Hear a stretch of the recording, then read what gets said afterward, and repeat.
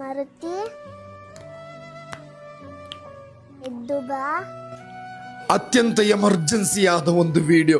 ಕೇವಲ 8 ತಿಂಗಳಿನ ಹಸುಕೂಸು ಚಿಂತಾಜನಕ ಸ್ಥಿತಿಯಲ್ಲಿ ಉಡುಪಿಯ ಮಣಿ. ಇದು ಯಾರ ಶಾಪ, ಯಾರ ಮೇಲೆ ಕೋಪ, ಕೊಡಲಾರದ ಯಮ ಪಡೆಯುವುದು ಸರಿಯಲ್ಲ. ಇದು ಯಾರ ಶಾಪ. ಜನರನ್ನು ಕೈ ಬಿಡೋದಿಲ್ಲ ಎಂದು, ಜನರನ್ನು ಸಹಾಯ ಮಾಡೇ ಮಾಡ್ತಾರೆ, ಕೈ ಬಿಡೋದಿಲ್ಲ ಅಂತ ಹೇಳ್ತೀನಿ.